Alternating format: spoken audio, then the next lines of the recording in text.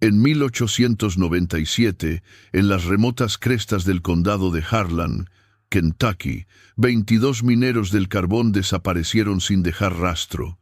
Los hermanos Ezekiel y Abaddon McCready, habitantes aislados de las montañas que vivían con su madre viuda, mantenían una cámara subterránea donde hombres eran encadenados en lo que ellos llamaban el cumplimiento de la profecía bíblica. Cuando un minero moribundo escapó y reveló la verdad, los investigadores encontraron una operación de cautiverio que había funcionado durante 8 años. ¿Cómo puede prosperar tal horror donde la civilización supuestamente existe? Suscríbete para apoyar este contenido y comenta tu ciudad para que sepamos a dónde llegan estas oscuras verdades. El diario de Abaddon McCready, descubierto en una caja sellada con cera, detallaba cada víctima con la meticulosidad de un libro mayor contable. Sus palabras revelan no solo los crímenes, sino la ideología retorcida que los justificaba. El condado de Harlan existía en los márgenes de la civilización estadounidense a finales del siglo XIX. Montañas empinadas de los Apalaches se elevaban en capas interminables, cada cresta más oscura que la anterior, cubiertas de bosques tan densos que la luz del sol apenas llegaba al suelo del valle incluso al mediodía. Los caminos eran poco más que senderos para mulas, tallados en laderas de pizarra que se desmoronaban con cada lluvia. La capital del condado, Harlan Town, quedaba a 18 millas del asentamiento McCready, una distancia que requería 2 días de viaje a caballo en condiciones favorables. En invierno, la región quedaba completamente aislada durante semanas. La economía dependía del carbón.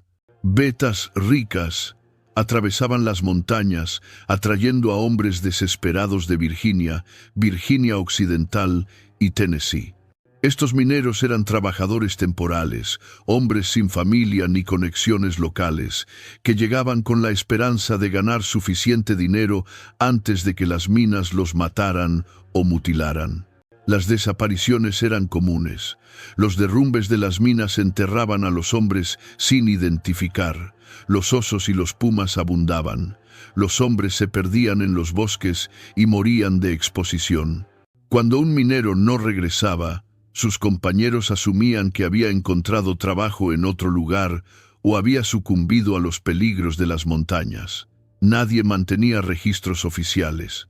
El alguacil del condado, un veterano de la guerra civil llamado Josiah Combs, operaba con un solo ayudante para toda la región.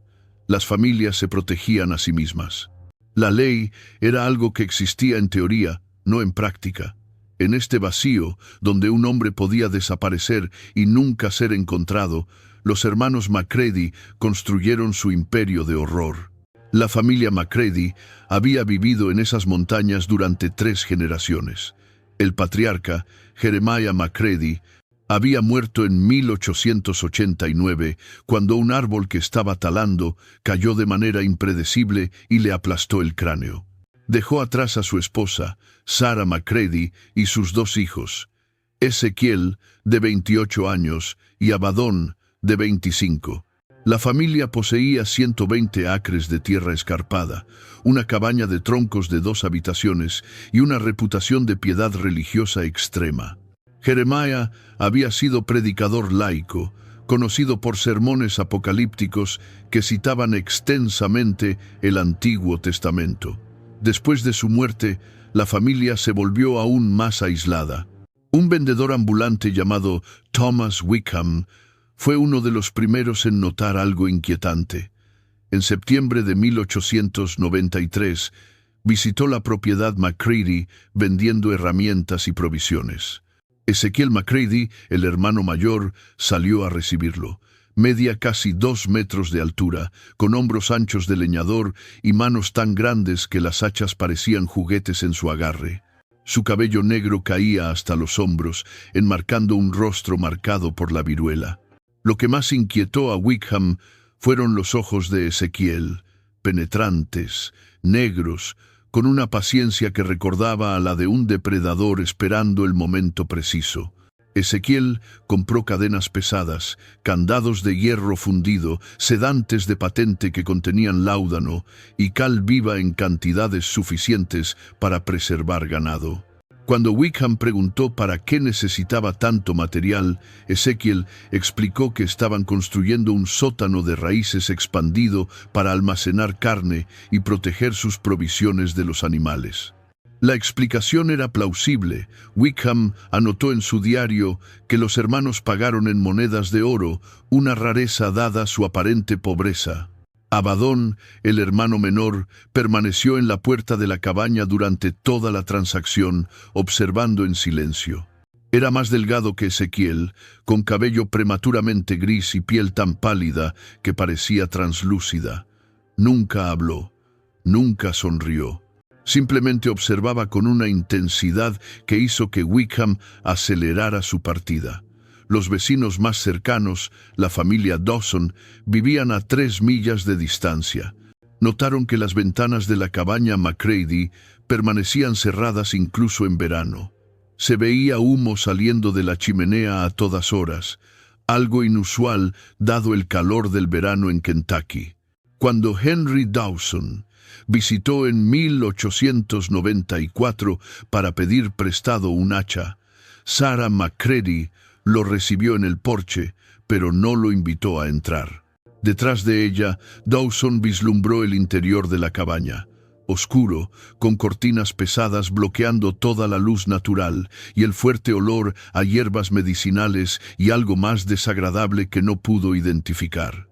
Sarah tenía 62 años, pequeña y encorvada, con ojos que brillaban con convicción fanática. Le entregó el hacha y lo despidió rápidamente, advirtiéndole que no volviera sin invitación. Los McCready no eran vistos como particularmente amenazantes según los estándares de las montañas. Excéntricos, ciertamente, religiosos hasta el punto de la rareza. Pero muchas familias de los Apalaches mantenían distancia de sus vecinos. El aislamiento era la norma, no la excepción. El primer hombre en desaparecer fue Calvin Reese, un minero de 23 años de Abingdon, Virginia. En abril de 1889, Reese dejó el campamento minero de Clover Fork, diciéndoles a sus compañeros que iba a cazar pavos en las crestas más altas. Era un hombre experimentado en el bosque, criado en las montañas de Virginia, que conocía el terreno y los peligros. Nunca regresó. Sus compañeros asumieron que había sido atacado por un oso o se había resbalado de un acantilado. Nadie reportó su desaparición a las autoridades. En noviembre de 1891, 2 años después, Marcus Whitley desapareció en circunstancias similares. Whitley tenía 31 años, veterano de la Guerra Civil, minero profesional que había trabajado en yacimientos de carbón desde Virginia Occidental hasta Tennessee. Había mencionado planes de buscar trabajo en una mina privada que supuestamente operaba cerca de Poor Fork. Nunca llegó a su destino. En 1893, 3 hombres desaparecieron en un lapso de 6 meses: James Middleton, Robert Couch y Samuel Turner. Todos eran mineros experimentados. Todos habían mencionado viajar por las mismas áreas montañosas remotas. Para 1897, 22 hombres habían desaparecido en el condado de Harlan, todos dentro de un radio de 12 millas de la propiedad McCready. Ninguno era aficionado. Eran tramperos profesionales, mineros experimentados, hombres familiarizados con la supervivencia en la naturaleza. La improbabilidad estadística finalmente llamó la atención de alguien que no estaba dispuesto a aceptar explicaciones convenientes. El capitán William Thornton tenía 46 años, veterano condecorado de la Guerra Civil que había servido bajo las órdenes del general Ambrose Burnside en la campaña de Kentucky. Después de la guerra, se convirtió en investigador privado especializado en localizar personas desaparecidas. En 1896, Fue contratado por la hermana de Robert Couch, quien se negaba a creer que su hermano, un rastreador experto, hubiera sucumbido a accidentes o animales salvajes. Thornton comenzó metódicamente. Revisó todos los informes de desaparición disponibles, escasos como eran. Mapeó las últimas ubicaciones conocidas de cada víctima. Entrevistó a familias, compañeros de trabajo, comerciantes que habían visto a los hombres desaparecidos por última vez. El patrón emergió con claridad inquietante. Cada hombre había desaparecido mientras viajaba por caminos de montaña que pasaban cerca de un punto central, la propiedad McCready. Thornton era metódico, un hombre que notaba patrones que otros pasaban por alto. Había aprendido durante la guerra que las coincidencias rara vez lo eran. 22 desapariciones en 8 años, todas en la misma área remota, todas de hombres experimentados. Las montañas guardaban sus secretos, pero este secreto tenía una ubicación geográfica precisa. En marzo de 1897, Thornton visitó la propiedad McCready con el ayudante del alguacil Henry Mullins. El viaje tomó 6 horas a caballo desde Harlan Town, ascendiendo por caminos cada vez más estrechos hasta que llegaron a un claro donde se alzaba la cabaña McCready. La estructura era más grande de lo esperado, construida con troncos de roble y nogal, con un techo de tejas de madera y una chimenea de piedra que liberaba humo constante. Un granero deteriorado se encontraba a 30 yardas de distancia. Detrás de la cabaña, el bosque se hacía impenetrable. Ezequiel los recibió con un rifle Springfield colgado casualmente en el pliegue de su brazo. Su rostro no mostraba expresión alguna mientras Thornton explicaba que estaban investigando desapariciones en el área. Ezequiel respondió con cooperación superficial pero evasiva. Sí, conocía las montañas mejor que la mayoría. No había visto a ninguno de los hombres desaparecidos. Los peligros de la región eran bien conocidos. Derrumbes, osos, clima traicionero. ¿Acaso el capitán Thornton no sabía cuántos hombres morían en estas montañas cada año? La respuesta era plausible, entregada con la confianza de alguien que conocía sus derechos legales. Thornton observó detalles que no coincidían con la pobreza aparente de los McCready. Herramientas de calidad apoyadas contra la pared del granero, hachas con cabezas de acero recién forjadas, una sierra de 2 hombres en excelente condición, cadenas nuevas enrolladas con precisión. A través de la ventana entreabierta de la cabaña vislumbró muebles sólidos, una mesa de roble, sillas con respaldo de escalera, una lámpara de aceite de latón. Para una familia que supuestamente vivía de la caza y pequeños cultivos, poseían bienes que sugerían ingresos considerables. Cuando Thornton preguntó si podía inspeccionar el interior de la cabaña y el sótano de raíces, Sarah McCready apareció en el porche. Su voz era sorprendentemente firme para su edad. No había orden judicial, por lo tanto, no había derecho a registrar. Conocía la ley, dijo, y no permitiría violaciones de la santidad de su hogar. Si el capitán tenía evidencia real de irregularidades, podía presentarla ante un juez. De lo contrario, estaban infringiendo. Thornton notó cómo Abaddon permanecía en las sombras del interior de la cabaña, observable solo como una silueta pálida detrás de su madre. La familia se alejaba estratégicamente de ciertas áreas de la propiedad, guiando sutilmente a los visitantes hacia el frente de la cabaña y lejos del granero y el terreno boscoso trasero. Sin evidencia física, Thornton no tenía justificación legal para un registro. La convicción no era prueba.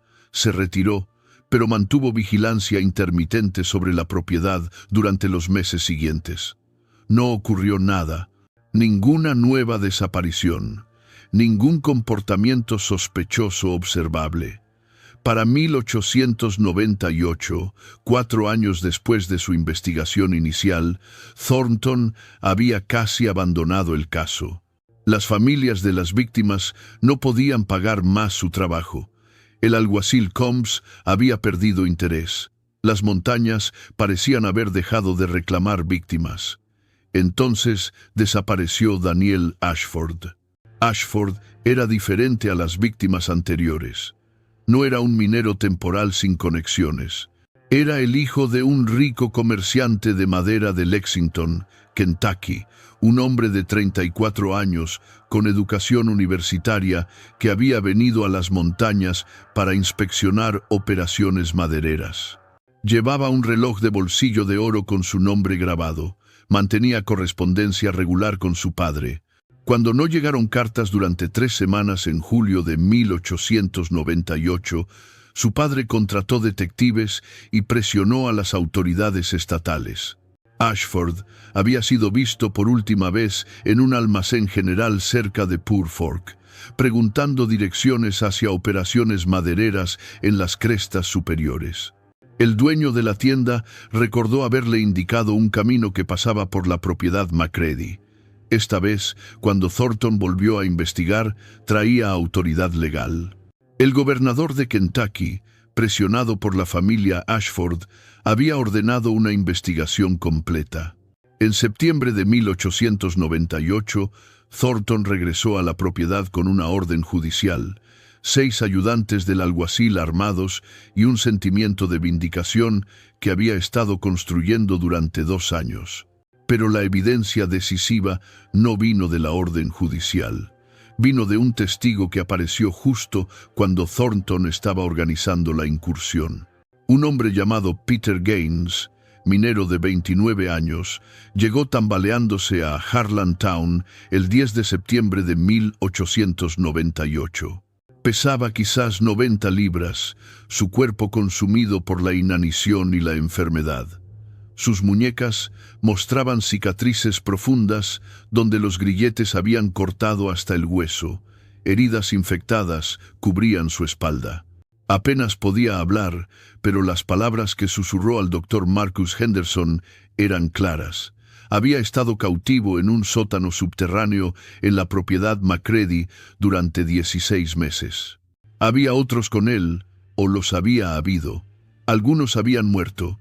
Los cuerpos eran arrastrados afuera durante la noche. Los hermanos mantenían a los cautivos encadenados en la oscuridad, alimentándolos lo suficiente para mantenerlos vivos, pero demasiado débiles para resistir. Sarah McCready supervisaba algo que llamaba el cumplimiento de la semilla. Gaines había escapado cuando Abaddon, descuidadamente, había dejado sin cerrar un candado durante una alimentación. Había trepado a través de un túnel estrecho y había corrido durante 2 días sin detenerse, escondiéndose de los hermanos que lo buscaban con perros. El testimonio de Gaines era concreto, detallado, imposible de descartar. El doctor Henderson documentó cada herida, cada descripción del cautiverio. Esta era la evidencia que Thornton había necesitado. La acción estaba autorizada. La justicia, tantas veces demorada, finalmente llegaría a las crestas del condado de Harlan. La incursión comenzó al amanecer del 14 de septiembre de 1898. Thornton lideró 8 hombres, el alguacil Combs, 6 ayudantes y el doctor Henderson. El viaje tomó 5 horas, con niebla matutina envolviendo las montañas en un blanco fantasmal. Llegaron a la propiedad McCready desde 2 direcciones, rodeando la cabaña para evitar que escaparan. Ezequiel salió al porche con su rifle, pero enfrentó 8 armas apuntándole. Se rindió sin disparar. Abaddon fue encontrado dentro de la cabaña, sentado a la mesa del comedor con las manos cruzadas como si hubiera estado esperándolos. Sarah McCready no se resistió. Simplemente observó desde su mecedora mientras los oficiales entraban. La cabaña en sí revelaba poco. 2 habitaciones, muebles modestos, Biblias apiladas en cada superficie. Pero el ayudante James Garrett notó algo extraño. El piso de tablas en la habitación trasera sonaba hueco cuando lo pisaba. Thornton ordenó arrancar las tablas. Debajo había una trampilla de madera reforzada con metal, asegurada con 3 candados pesados. Las llaves colgaban del cinturón de Ezequiel. Debajo de la trampilla descendía una escalera de madera hacia oscuridad completa. El olor que emergía era abrumador. Desechos humanos, carne podrida, moho húmedo y algo más dulce y más terrible. Thornton descendió primero con una lámpara de aceite. La cámara subterránea medía aproximadamente 20 pies de largo por 12 pies de ancho, tallada directamente en la roca de piedra caliza y reforzada con vigas de madera. Las paredes goteaban humedad. En la pared del fondo, encadenado por el cuello y las muñecas, yacía el cuerpo de un hombre. El rostro estaba demasiado descompuesto para identificarlo, pero la ropa coincidía con la descripción de Daniel Ashford. El reloj de bolsillo de oro todavía colgaba de su chaleco, su nombre grabado confirmando la identidad. Ashford había muerto recientemente, quizás días antes. Habían pasado 20 minutos desde que descendieron cuando un ayudante gritó desde una esquina de la cámara.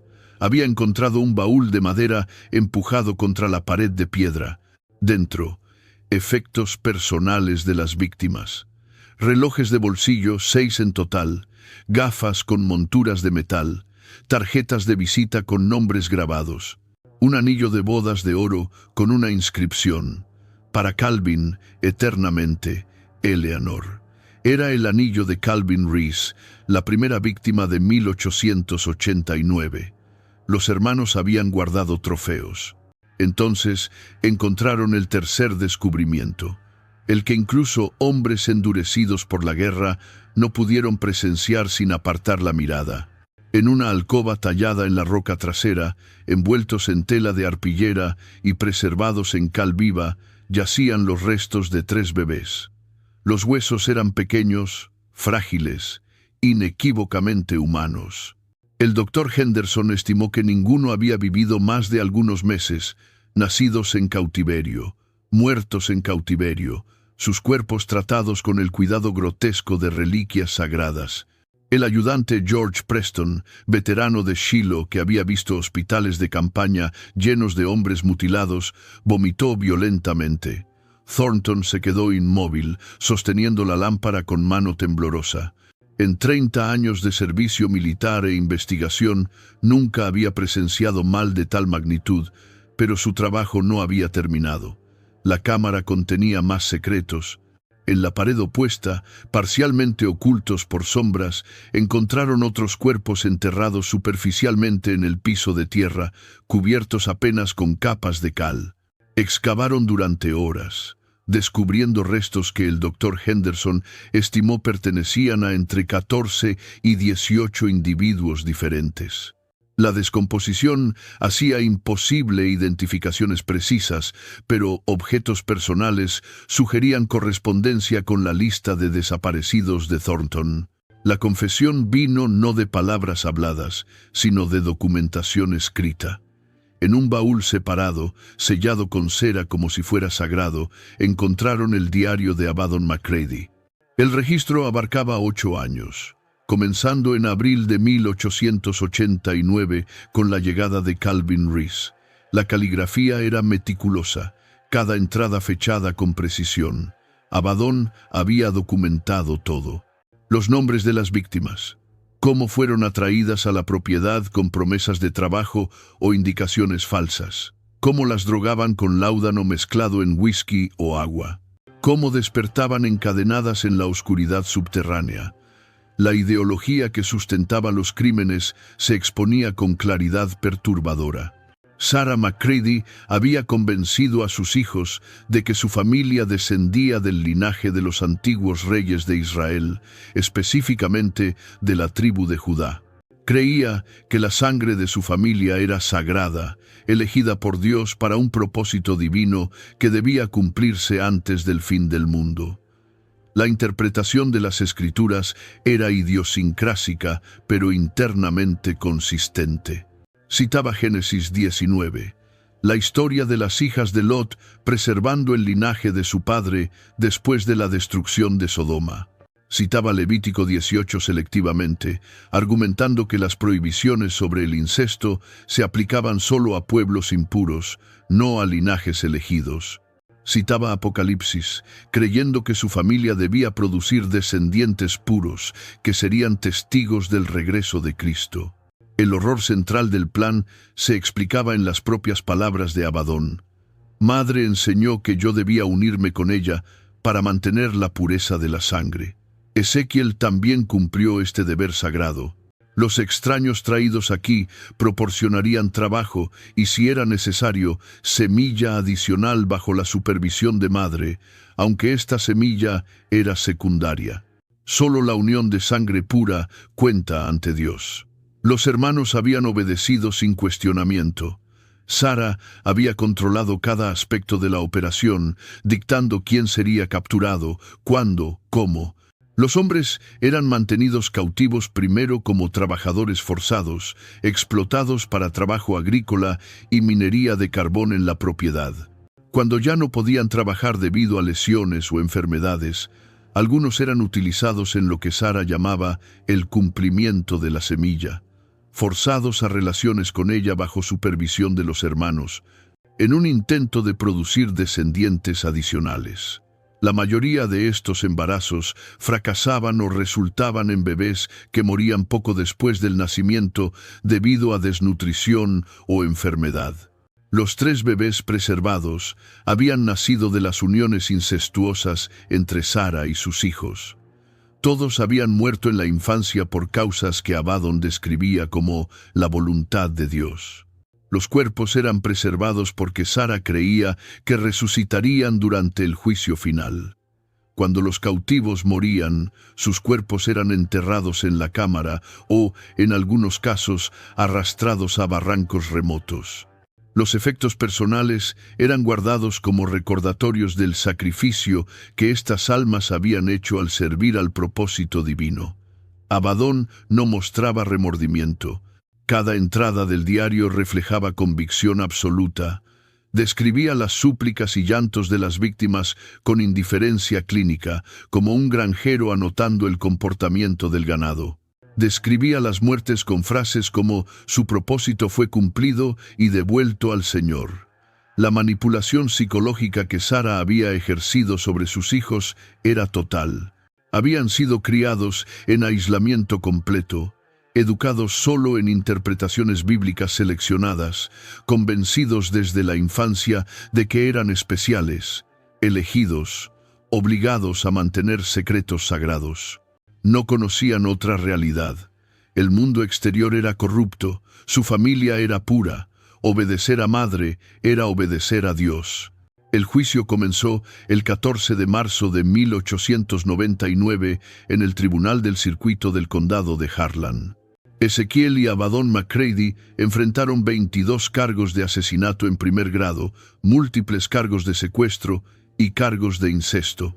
Sara McCready, con 63 años, enfrentó los mismos cargos más acusaciones de conspiración y dirección de empresa criminal. La defensa argumentó locura, señalando las creencias religiosas delusionales. La fiscalía presentó el diario de Abadón, demostrando que los crímenes eran premeditados, cuidadosamente planificados y ejecutados con conciencia total de su ilegalidad. El jurado deliberó durante 4 horas. Los 3 fueron declarados culpables de todos los cargos el 22 de marzo de 1899. La sentencia fue muerte por horca, programada para el 15 de mayo de 1899. Sara McCready murió en su celda el 2 de mayo de envenenamiento autoinfligido. Había guardado tabletas de láudano durante semanas, finalmente consumiendo una dosis letal. Dejó una nota final: «Nos reuniremos con los puros en el día del Señor». Ezequiel y Abadón fueron ejecutados según lo programado el 15 de mayo de 1899 en el patio del juzgado de Harlan Town. Ninguno habló desde el patíbulo, ninguno mostró emoción. Caminaron hacia la horca con la misma paciencia silenciosa que habían mostrado toda su vida. Murieron en cuestión de minutos. Peter Gaines, el único sobreviviente conocido, nunca se recuperó completamente. Permaneció en el condado de Harlan durante varios meses mientras testificaba, luego desapareció. Registros sugieren que murió en 1902 en Virginia Occidental, solo y sin identificar, en un hospital de beneficencia. Los 3 bebés fueron enterrados en el cementerio de Harlantown bajo una simple lápida que decía: Inocentes sin nombre, 1897 hasta 1898. Las familias de las víctimas identificadas recuperaron restos cuando fue posible. Calvin Reese fue enterrado en Abingdon junto a su esposa, quien había muerto sin saber su destino. La reacción de la comunidad fue rápida y absoluta. 3 días después de las ejecuciones, un grupo de residentes locales quemó la cabaña McCready hasta los cimientos. El granero fue desmantelado. La entrada del sótano subterráneo fue colapsada con dinamita y sellada con concreto. Los 120 acres fueron declarados tierra maldita. Nadie reclamó la propiedad. Hasta el día de hoy, el sitio permanece sin nombre en los mapas locales, marcado solo como tierra vacante. El folclore local aún advierte contra viajar cerca de esas crestas después del anochecer. El caso resultó en cambios significativos en la aplicación de la ley de Kentucky. El gobernador ordenó la creación de un sistema de coordinación entre condados para reportar personas desaparecidas. Se establecieron requisitos de que los alguaciles enviaran informes mensuales de desapariciones a la capital del estado. El caso McCready se convirtió en precedente legal, citado en 30 casos posteriores de cautiverio y aislamiento criminal. El capitán William Thornton continuó investigando crímenes hasta su muerte en 1914. Nunca habló públicamente sobre el caso McCready, excepto en testimonios judiciales. En correspondencia privada con el Dr. Henderson, escribió: «He visto hombres hacer cosas terribles en guerra, pero eso era caos, terror momentáneo. Lo que encontré en esas montañas fue diferente. Horror metódico, cultivado durante años en silencio, justificado por fe distorsionada. Prosperó porque nadie vigilaba, porque las víctimas no tenían voz, porque el aislamiento permitía que la oscuridad creciera sin control. El lugar donde estuvo la propiedad McCready permanece cubierto de maleza espesa. Los árboles crecieron sobre las ruinas quemadas. La entrada del sótano es invisible bajo escombros y vegetación. Excursionistas ocasionales que se desvían del camino reportan sensaciones de incomodidad, una quietud profunda que no es paz sino ausencia, como si la tierra misma recordara el horror que una vez ocultó. Las lecciones del caso perduran. El aislamiento geográfico y social crea condiciones donde el abuso prospera invisible. Las ideologías extremas, nutridas en secreto, pueden justificar cualquier atrocidad. La vigilancia requiere sistemas, comunicación, negativa a aceptar desapariciones como inevitables. 22 hombres desaparecieron porque nadie hizo las preguntas correctas hasta que fue demasiado tarde. 3 bebés murieron sin ser llorados porque nacieron en sombras que la ley no podía alcanzar. El costo de mirar hacia otro lado se puede medir en vidas perdidas e inocencia destruida en los oscuros huecos donde la ley y la conciencia no lograron llegar. Las montañas guardaban sus secretos hasta que alguien finalmente se negó a dejar de buscar. Pero para entonces el silencio había reclamado demasiados. Retry Claude can make mistakes. Please double check responses.